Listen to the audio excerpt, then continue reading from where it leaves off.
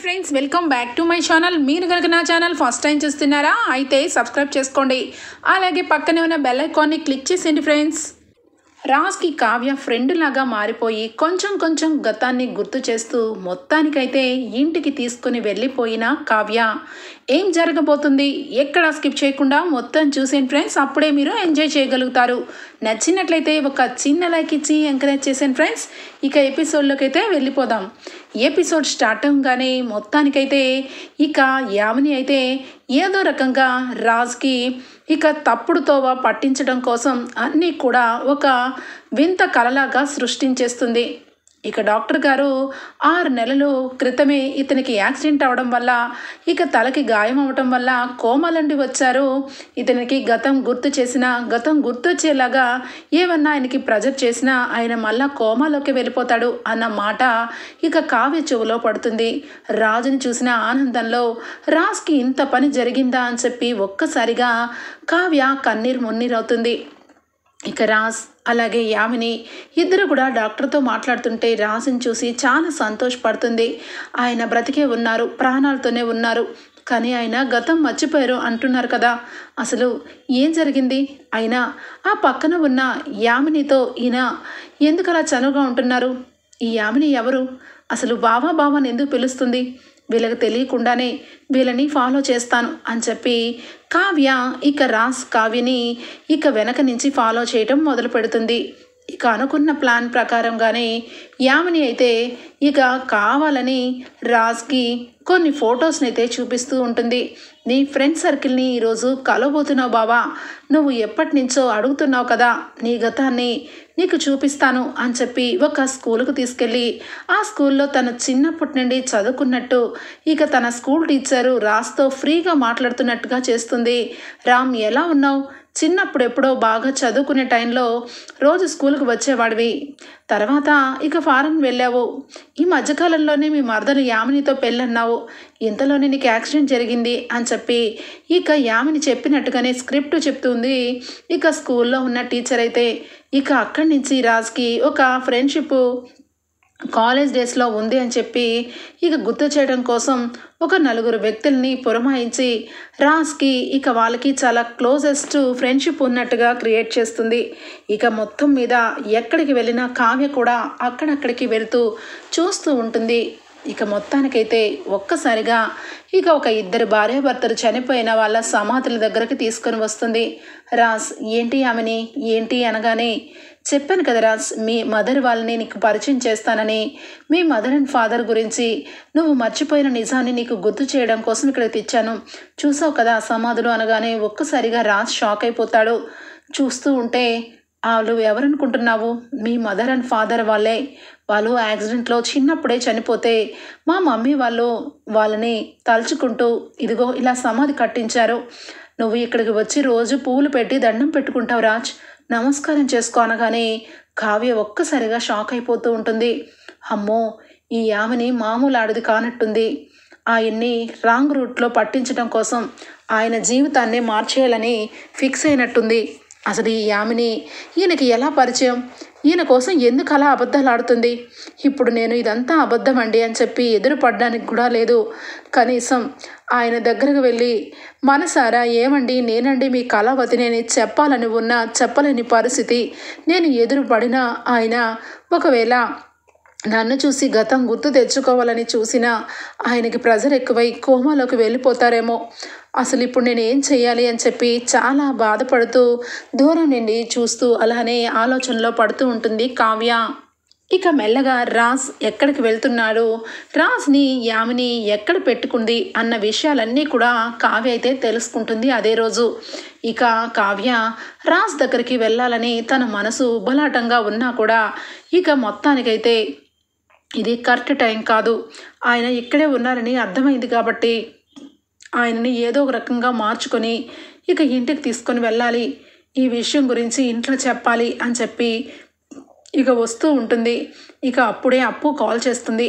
అప్పు ఫోన్ చేసేసరికి, అప్పు, నేను మీ బావని చూశాను అప్పు, నువ్వు వెళ్ళిపోయావు, మీ బావని నేను చూశాను అనగానే, ఏం మాట్లాడుతున్నావు అక్క, నువ్వు ఎక్కడున్నావు చెప్పు, అనగానే నేను పలానా ప్లేస్లో ఉన్నాను అనగానే అప్పు కూడా నేను కూడా ఆ సరౌండింగ్స్లోనే ఉన్నాను, వస్తున్నాను ఉండక్క అని చెప్పి ఇక వచ్చేసరికి అప్పు నేను మీ బావని చూశానని చెప్పాను కదా ఈ ఏరియాలోనే అని చెప్పాను. కానీ మరి వచ్చేస్తున్నావేంటక్క, పద, బావ ఎందుకు నీ దగ్గరికి రావట్లేదు, అసలు బావ ఎందుకని ఇక్కడే ఉండిపోతున్నాడో అడుగుతాను, నువ్వు చెప్పేవన్నీ నిజాలని నాకు అర్థమవుతుంది, పదక్క అనగానే అప్పు ఇప్పుడు వెళ్ళాలంటే ఇప్పుడు వెళ్ళడానికి లేదు అనగానే ఒక్కసారిగా అప్పు ఏ అక్క ఏమైంది అనగానే మీరు అంటున్నారు కదా బావని నేను చూసినట్లయితే నాతో పాటు ఇంటికి రావాలి కదా అని, కానీ ఆయన రాలేరు, ఎందుకంటే ఆయనకి యాక్సిడెంట్లో గతం మర్చిపోయారు, అలాగే ఆయనకి గతం గుర్తు చేయాలనుకున్నా అతనికి ప్రెజర్ ఎక్కువయ్యి మళ్ళా కోమాలోకి వెళ్ళిపోతారని డాక్టర్ చెప్తుండగా విన్నానప్పు అనగానే ఏంటక్క ఇదంతా నాకు కన్ఫ్యూజ్గా అనిపిస్తుంది, బావ గతం మర్చిపోతే ఎవరైనా బావకి గతం గుర్తు చేసి ఇంటికి తీసుకొస్తారు, మరి నువ్వేంటి ఇంటికి వెళ్తున్నావు, పద నేనున్నాను కదా, ఏదో రకంగా బావకి మనం గుర్తు చేద్దాం, ఇంటికి పద, ఇంటికి తీసుకుని వెళ్దాం అనగానే అయ్యో అప్పు నీకు తెలియదు కదా బావ ఒక వలలో చిక్కుకున్నాడు, ఆ వల ఏంటంటే యామిని అనగానే యామినినా, ఈ కొత్త క్యారెక్టర్ ఎవరక్క అనగానే ఇక యామిని గురించి చెప్తుంది కావ్య. ఇక బావకి ఒకప్పుడు క్లాస్మేటో లవరో ఇంకెవరైనా అయ్యుండొచ్చు, కానీ బావని మాత్రం అదే విధంగా తను కావాలని ఒక కట్టు కదాల్లి బావని తన దగ్గర పెట్టుకుంది, నేను వెళ్ళి అడగాలని అనుకున్నాను, కానీ బావ పక్కనే ఉండటం వల్ల నేను ఏమన్నా మాట్లాడినా ఆయనకి ప్రెజర్ ఎక్కువవుతుందేమోనని నేను వదిలేశాను, కానీ కరెక్ట్ టైంలో నేను వెళ్ళి బావని మన గురించి నా గురించి ఇంటి వాళ్ళ గురించి అతనికి గతాన్ని గుర్తు చేయాలని అనుకుంటున్నాను అనగానే ఏంటక్క నువ్వు చెప్తుంటే అంతా కలలాగా అనిపిస్తుంది, బావ గతం మర్చిపోయాడా, బావకి అంత గట్టిగా దెబ్బ తగిలిందా, ఏంటక్క నేను ఒక పోలీస్ ఆఫీసర్గా ఇక నేను ఎంక్వైరీ చేస్తాను, పదక్క ఇంటికి వెళ్ళి విషయం చెప్దాము అనగానే వద్దప్పు వద్దు, బావని ఇంటికి తీసుకెళ్ళడం నిమిషం పని, కానీ బావకి గతం గుర్తు రావాలి, మన ఇల్లు గుర్తు రావాలి, నేచురల్గానే నేను గుర్తు రావాలి తప్ప మనం వెళ్ళి గుర్తు చేయకూడదు, అయినా అసలు ఆ యామిని ఎందుకని బావని తన దగ్గర పెట్టుకోవాల్సి వచ్చింది, తన బావని ఎందుకు చూసుకుంటుంది, ఇవన్నీ కూడా తెలుసుకోవాలి అని చెప్పి ఇక కావ్య అలాగే అప్పు ఇద్దరు కూడా యామిని మీద ఇక ఒక కన్నేసి పెడతారు. మరొక వైపు ఇక దుగ్గిరాల ఇంట్లో కావ్య రాజ్ గురించి ఇంట్లో ఎవరు చనిపోయారన్నా దండేయాలనుకున్నా దీపం పెట్టాలనుకున్నా ఏమి చెయ్యాలన్నా నేను ఊరుకోను అని చెప్పి ఇక వార్నింగ్ గట్టిగా ఇవ్వడం బట్టి ఇక రుద్రాణి అయితే ఇక ఆ విషయాలన్నీ కూడా పక్కన పెట్టేస్తుంది. ఇంకా మొత్తానికైతే రాహుల్ని ఆఫీసుకు పంపించడం కోసం ఇక ఫోకస్ చేస్తూ ఉంటుంది. కావ్య మాత్రం రోజు కూడా యామిని గురించి ఆలోచన మొదలు పెడుతుంది. ఏ రకంగా ఆయన్ని నేను గతం గుర్తు చేయాలి, ఈ యామిని వలలో నుంచి ఏ రకంగా ఆయన్ని బయటికి తీసుకురావాలి అని చెప్పి ఆలోచన చేస్తూ ఉంటే ఇక అప్పు మరుసటి రోజే వస్తుంది. వచ్చి అక్క నువ్వు చెప్పిన అడ్రస్కి వెళ్ళాను, అక్కడ బావ కనపడ్డాడు అక్క, చాలా బాధ అనిపించింది, బావ దగ్గరికి వెళ్ళాలనుకున్నాను, కానీ నువ్వు నా దగ్గర ప్రామిస్ చేయించుకున్నావు కాబట్టి ఇక వెళ్ళలేదు, నిజానికి నాకు బావని చూస్తే చాలా జాలనిపించింది, ఈరోజు ఆ యామిని నుంచి నాకు ఒక భయంకరమైన విషయం తెలిసింది అనగానే ఏ విషయమే అప్పు, ఎందుకు ఆ అమ్మాయి బావని ఎందుకు ఆయన్ని బావ అని పిలుస్తుంది, అసలు ఆయన ఆ అమ్మాయి దగ్గర ఉంటే తిన్నగా ఇంటికి తీసుకురావాలి తప్పించి తన దగ్గర ఎందుకు పెట్టుకుంది, కావాలని ఎందుకు అన్ని అబద్ధాలు చెప్తుందో తెలుసుకున్నావే అప్పు అనగానే అక్క అది సామాన్యురాలు కాదు, అది రాజ్ బావకి ఒకప్పుడు క్లాస్మేట్, అందువల్ల రాజ్ బావని సీరియస్గా ప్రేమించినట్టుంది, అందువల్ల సీరియస్గా ఇక రాజ్ బావని పెళ్లి చేసుకోవాలని ఇప్పుడు రాజ్ బావని తన దగ్గర పెట్టుకుంది అని చెప్పి అప్పు అనగానే కావ్య అవునా అంతేనా ఇంకేమైనా ఉందా అనగానే బావ మాత్రం గతం గుర్తుకు వచ్చే వరకు ఎలాంటి పెళ్ళి ఏ ఫారెను రానని అంటున్నాడు, నేను విన్నాను, కానీ ఆ ఇంట్లో ఆ యామని మాత్రం బావని మాత్రం ఏదో విధంగా తన దోవలోకి తెచ్చుకోవాలని చాలా పన్నాగాలు పన్నుతుంది, అది వాళ్ళ అమ్మ వాళ్ళతో చెప్పినప్పుడు నేను విన్నాను, ఇక ఆ యామిని గురించి బావ గురించి ఇక నువ్వు ఏం ఆలోచించాలనుకుంటున్నావు, నాకైతే ఒకటే ఒక్క ఐడియా వచ్చింది, ఆ యామినిని పట్టుకొని 4 ఉతికి నేను పోలీస్ స్టేషన్కి తీసుకెళ్ళి నా స్టైల్లో నేను ట్రీట్మెంట్ ఇప్పిస్తాను. నువ్వెళ్ళి రాజ్ బావని ఇంటికి తీసుకురా అనగానే, వద్దే అప్పు, వద్దు, ఇది చెయ్యాలనుకుంటే ఆ రోజే చేసేదాన్ని. బావా మళ్ళా మామూలు మనిషి అయ్యి ఇంటికి రావాలి. ఆయన గతం మర్చిపోయి ఏమి గుర్తు తెలియని వ్యక్తిలాగా ఇంట్లో ఉండటం నాకు ఇష్టం లేదే.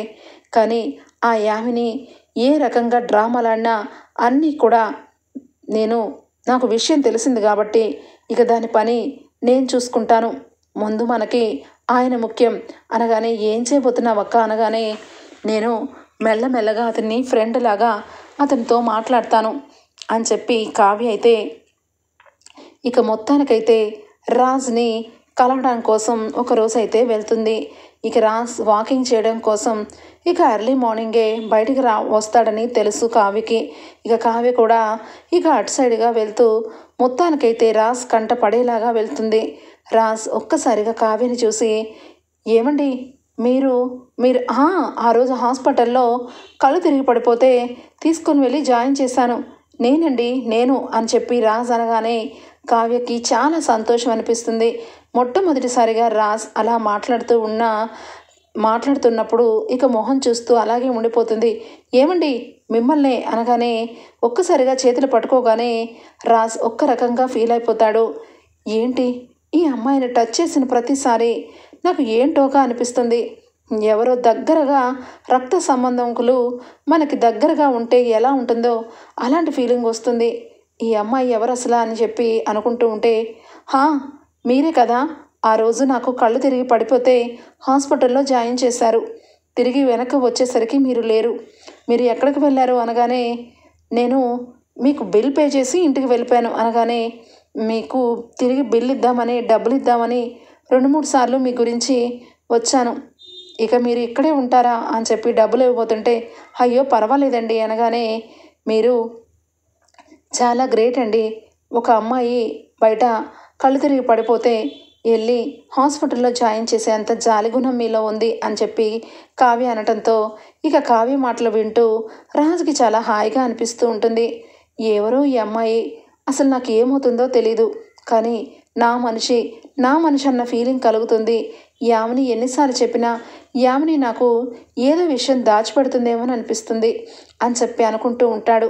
ఇక కావ్య అయితే, మీరు రోజు ఇదే పార్క్ వస్తారా అనగానే, అవును ఇదే పార్క్కి వచ్చి వాకింగ్ చేస్తాను అని చెప్పి రాజ్ చెప్పడంతో ఇక నా పేరు కావ్య అని చెప్పి, కళావతి అనగానే ఒక్కసారిగా రాజ్కి కళావతినా అని చెప్పి అనగానే, కళావతినే అని చెప్పి కావ్య అనగానే, హో అని చెప్పి ఇద్దరు కూడా మాట్లాడుకుంటారు. కావ్య చాలా మంచిగా రాజ్తో మాట్లాడుతూ ఉంటే రాజుకు కూడా చాలా హ్యాపీగా అనిపిస్తూ ఉంటుంది. ఇక ఆ విధంగా రాజ్కి ఒక ఫ్రెండ్ లాగా ఇక వెల్ విషర్ లాగా మారిపోతుంది కావ్య. ఇక రోజు కూడా ఇక టైం ప్రకారం రాజుని కలవటం, రాజ్తో మాట్లాడడం చేస్తూ ఉంటుంది. ఇక ఇక్కడికి వచ్చేస్తే యామిని ఇక వాళ్ళ అమ్మ వాళ్ళతో మాట్లాడుతూ ఉంటుంది. మమ్మీ, ఇక రాజ్ ఎప్పటికీ కూడా రామ్ ఇక గతాన్ని గుర్తు చేసుకోడు, గుర్తు చేసే వాళ్ళు కూడా ఎవరు లేరు అనగానే, ఏంటి బేబీ నువ్వు మాట్లాడేది? ఆయనకి ఫ్యామిలీ ఉంది. ఏదో ఒక రోజు ఇక తారసపడితే ఖచ్చితంగా వచ్చి గతాన్ని గుర్తు చేస్తారు. గుర్తు రాదంటావా అనగానే, ఎవరు మమ్మీ, ఎవరు వస్తారు? రానే రారు. వచ్చినా వాళ్ళని గతం గుర్తు చేసేలాగా కాదు, గతాన్ని ఇక పూర్తిగా ఇక తవ్వడానికి లేకుండా చేశాను అనగానే, ఏం చేసావు బేబీ అని చెప్పి అడుగుతూ ఉంటే, ఆ కావ్య చాలా తెలివిగలది మమ్మీ. కావాలని మేము హాస్పిటల్కి వెళ్ళినప్పుడే తను కూడా వచ్చింది. ఇక రాజుని కలవాలని ట్రై చేసింది. నాకు భయం వేసింది మమ్మీ. అందుకే రాజ్ని ఇక కోమాలోకి వెళ్ళిపోయాడు, కోమా నుంచి బయటపడ్డాడు అని చెప్పి డాక్టర్తో అబద్ధం చెప్పించి మొత్తానికైతే తను ఎప్పుడూ గతాన్ని గుర్తు చేయడానికి వీలు లేకుండా చేశాను. తన కళ్ళ ముందే తన భర్త ఉన్నా కూడా ఎప్పుడు కూడా గతం చెప్పలేదు. అదే కదా ప్రేమ అంటే అనగానే, ఏంటి బేబీ నువ్వు చెప్పేదేంటి అనగానే, ఎస్ మమ్మీ, నిజానికి రాజ్ ఇక ఎప్పటికీ కూడా నావాడే. ఆ కావ్య ఏ రోజు కూడా రాజ్ ముందుకి రాలేదు అని చెప్పి ఇక బాగా విర్రవీగిపోతూ ఉంటుంది. ఇక మొత్తానికైతే రాజ్ కావ్యతో చాలా క్లోజ్ అయిపోతాడు.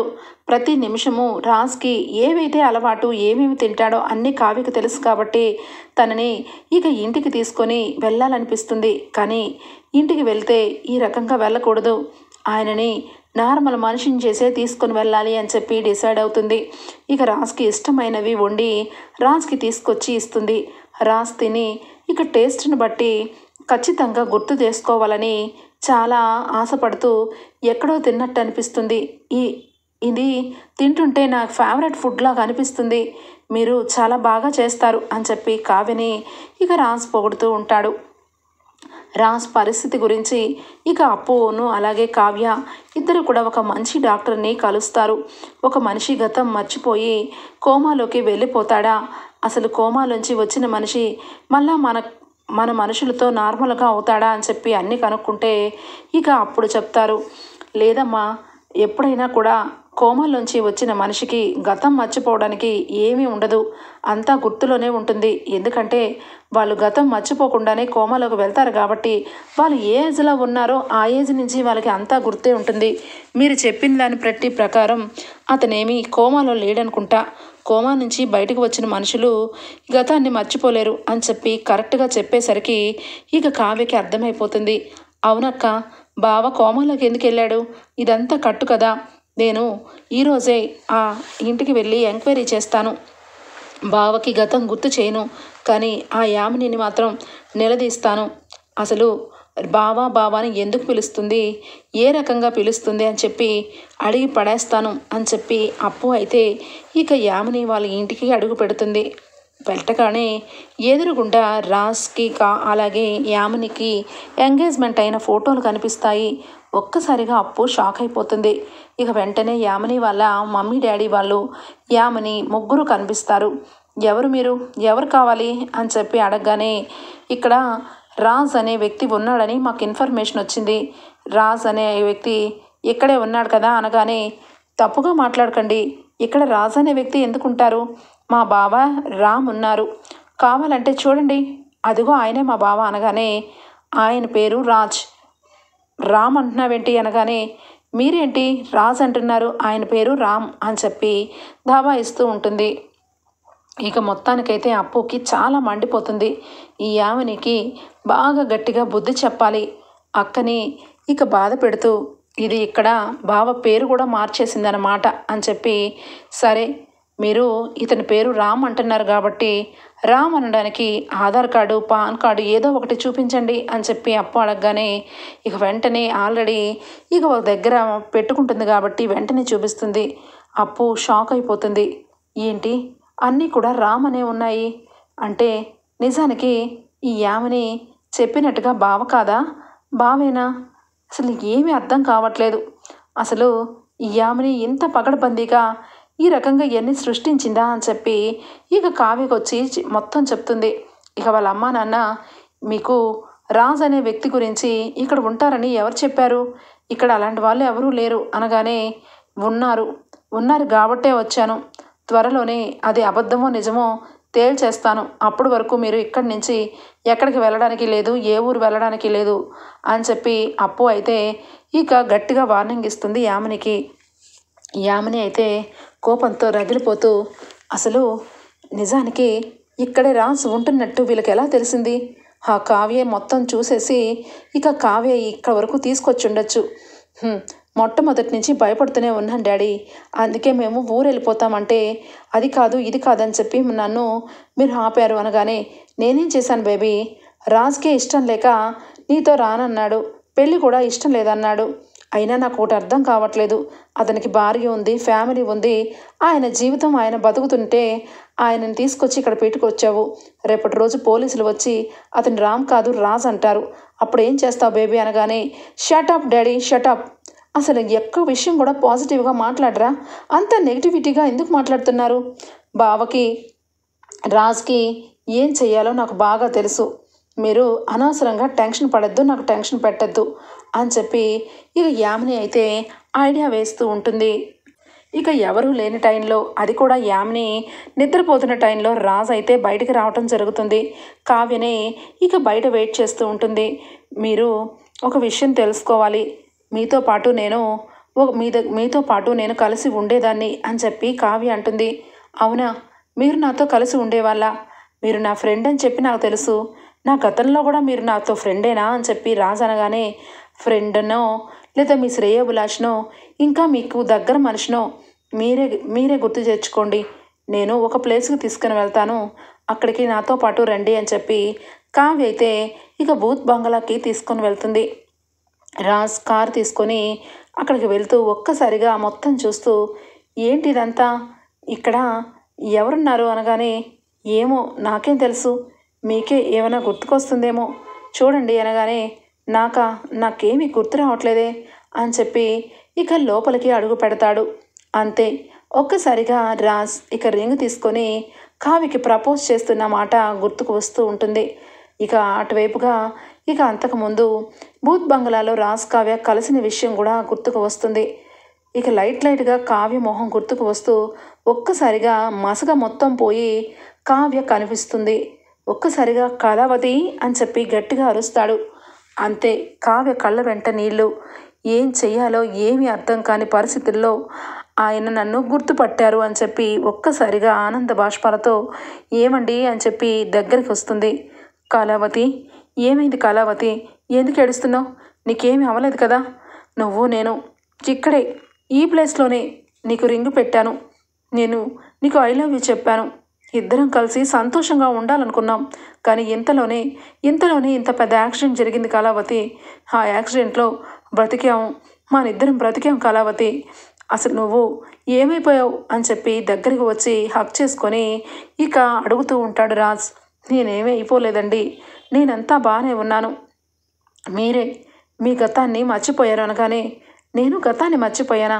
లేదు కళావతి, నాకంతా గుర్తుంది. మనిద్దరం కలిసి శ్రీశైలం వెళ్తూ ఉంటే మధ్యలో మనం కొండలో పడిపోయాం. ఆ తర్వాత ఇప్పుడు మళ్ళీ ఇక్కడే కనపడుతున్నాం. ఇదేగా జరిగింది అనగానే, లేదండి, మనం పడిపోయిన తర్వాత ఇక్కడికి రావటానికి మధ్యలో చాలా జరిగింది. మీరు అసలు ఎక్కడున్నారనుకుంటున్నావు అని చెప్పి మొత్తం కూడా రాజ్కి యామిని విషయం మొత్తం కూడా చెప్పేస్తుంది కావ్య. ఇదిగోండి, ఈ అమ్మాయి దగ్గరే మీరు ఉన్నారు. ఆ అమ్మాయిని మీ మరదల్లాగా బయట చెప్పుకుంటుంది ఆ అమ్మాయి. అసలు ఏమైందండి అనగానే రాజ్కి ఒక్కసారిగా బాగా కోపం వస్తుంది యామిని మీద. ఆ యామిని ఎంత దుర్మార్గురాలో, చివరాఖరికి నన్ను అక్కడే పెట్టుకొని మీ ఇంట్లో అందరూ బాధపడుతుంటే నేను ఏమైపోయానా అని చెప్పి ఇంట్లో అందరూ ఏడుస్తుంటే కనీసం ఇంటి వాళ్ళకు కూడా నా విషయం చెప్పకుండా తన దగ్గర నన్ను దాచిపెట్టిందా? దాన్ని ఏం చేసినా పాపం లేదనగానే, అయ్యో ఏమండి, మీరు ఎక్కువగా టెన్షన్ పడద్దు. మీకు గతం గుర్తు రావాలని ఆ శివునికి దండం పెట్టుకున్నాను. హైవేలో వెళ్తూ యాక్సిడెంట్ అయ్యింది కాబట్టి మళ్ళా శ్రీశైలం వెళ్ళి మొక్కు తీర్చుకోవాలండి. మీరు నాకు దక్కారు, అంతకు మించి ఏం కావాలి? ఇక ఆ యామిని గురించి నాకు వదిలేయండి.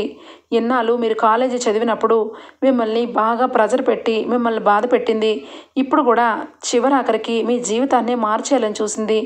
ఎవరో చనిపోయిన తల్లిదండ్రుల్ని మీకు చూపించింది.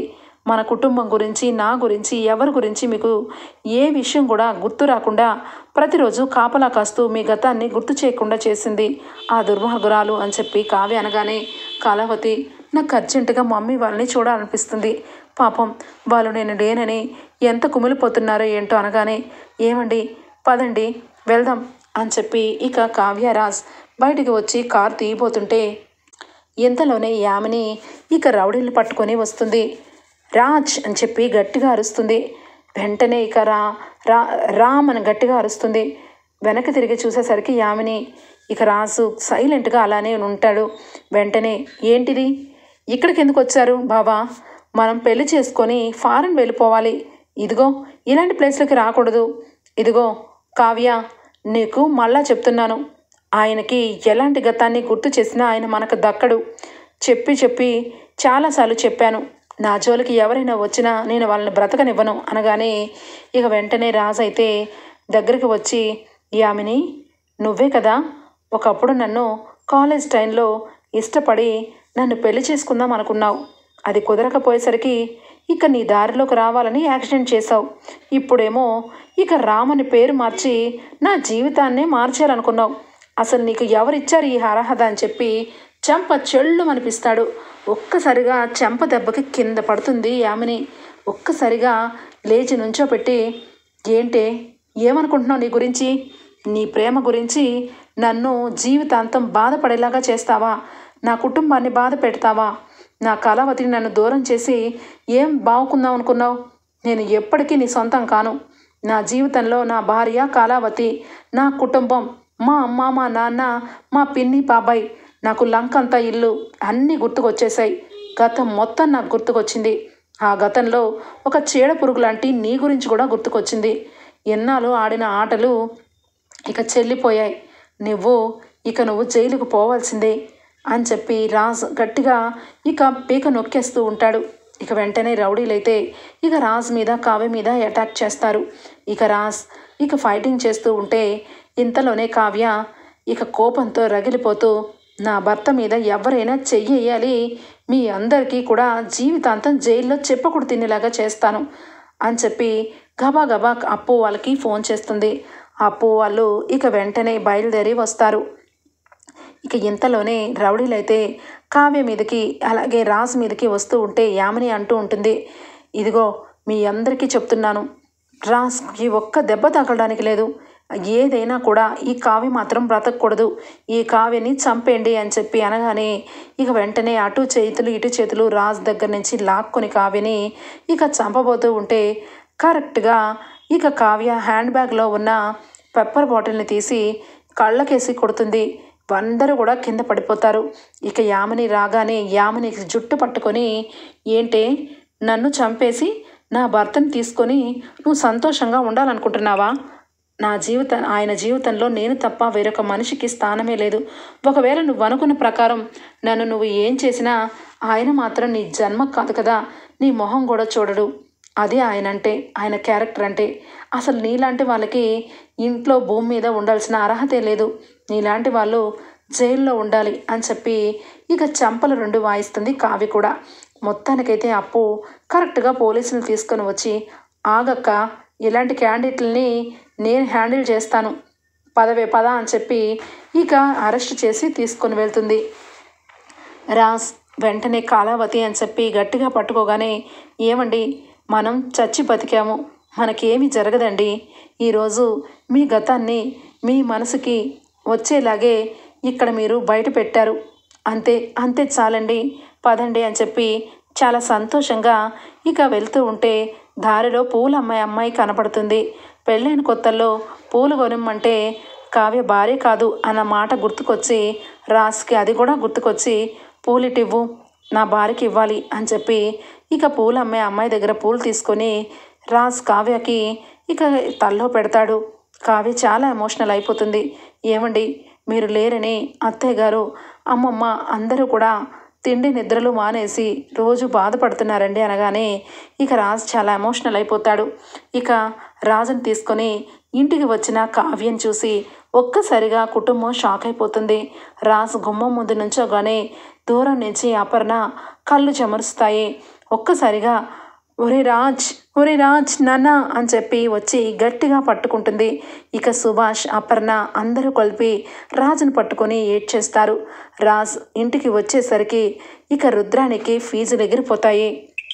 ఇక వెంటనే కావ్య, ఏమండి, మీరు లోపలికి రండి అని చెప్పి సోఫాలో కూర్చోపెట్టగానే, నాన్న ఏమైపోయావు నాన్న అనగానే, మమ్మీ అదంతా ఒక పెద్ద విషయం, ఇప్పుడైతే నేను ప్రాణాలతోనే ఉన్నానని నమ్ముతారు కదా, కావ్యని చాలా బాధ పెట్టారు మమ్మీ, కావ్య ఎంత బాధపడి ఉంటుందో ఏమో అనగానే, అమ్మ కావ్య, నన్ను క్షమించమ్మా, నిజానికి నువ్వు అన్న మాటల్ని నేను ఒక్కసారి కూడా మనసు పెట్టి ఆలోచించలేదు, వాడు లేడనే అనుకున్నాను అని చెప్పి ఇంట్లో అందరూ కావ్యకి క్షమాపణ చెప్తూ ఉంటే ఒక్క రుద్రాణి మాత్రం చూస్తూ ఉంటుంది. ఇక వెంటనే కావ్య దగ్గరకు వెళ్ళి, చూసారా రుద్రాణి గారు, మీరు చెప్పినవన్నీ కూడా అబద్ధాలు, ఆయన బ్రతికే ఉన్నారు, ఇప్పటికైనా అర్థమైంది కదా నాకు ఏ పిచ్చి లేదని, మీకు పిచ్చి పట్టేలా ఉందని అనగానే ఇక ఒక్కసారిగా ఇక షాక్ అయిపోయి బయటకు వస్తుంది. రాహుల్, మీ మమ్మీకి పిచ్చి పట్టినట్టు అనిపిస్తుంది, నాకెందుకో వెర్రి చూపులు చూస్తుంది, రాజ్ వచ్చినప్పటి నుంచి మీ మమ్మీలో చాలా తేడా కనబడుతుంది, కాబట్టి ఎందుకైనా మంచిది మంచి పిచ్చి ఆసుపత్రిలో జాయిన్ చేయండి, లేదంటే ఏదో ఒక రోజు తన ఫోటోకి తనే దండ వేసుకొని దీపం వెలిగించినా వెలిగించుకుంటుంది అనగానే యాయ్ అనగానే షడప్ నోరు తెరిచావంటే అస్సలు ఊరుకోను. రాజు రాజు వచ్చిన ఆనందంలో ఉన్న కుటుంబం అంతా ఇలాంటి టైంలో అపసకన పక్షిలా ఏమైనా వాగావంటే ఇక అత్తవని కూడా చూడను అనగానే ఇక వెంటనే రుద్రాని దెబ్బకి సైలెంట్ అయిపోతుంది. నా మేనల్లుడు అని తెగ వాగారు కదా, ఇప్పుడు మేనల్లుడు వస్తే నోరు తెరుచుకొని అవాక్కైపోయారేంటి అనగానే ఇక అప్పు వచ్చి నోట్లో స్వీట్ పెడుతుంది. అందరికీ స్వీట్స్ తీసుకొచ్చి ఇస్తుంది. ఇక వెంటనే అమ్మ అప్పు రాజ్ ఎక్కడ కనబడ్డాడమ్మా? ఒరే రాజ్ నువ్వు లేక ఇల్లంతా బోసిపోయింది, చీకటమైపోయిపోయింది అనగానే నేను వచ్చాను కదమ్మమ్మ, నానమ్మ అందరం సంతోషంగా ఉంటాము. కళావతి వల్లే ఈరోజు నేను ఇంటికి రాగలిగాను. కళావతి నా పక్కన ఉంటే నేను ఏదైనా సాధిస్తాను అని చెప్పి రాజ్ కావ్య గురించి చాలా గట్టిగా ఇక నమ్మకంగా మాట్లాడుతూ ఉంటే కావ్య రాజ్ వంక చూస్తూ అలానే ముసిముసి నవ్వులు నవ్వుకుంటూ ఉంటుంది. ఓకే ఫ్రెండ్స్, రాబోయే ఎపిసోడ్స్లో ఈ విధంగానే జరగబోతుంది. మీకు కనుక నచ్చినట్లయితే ఒక చిన్న లైక్ ఇచ్చేయండి friends. Bye, take care, thank you for watching.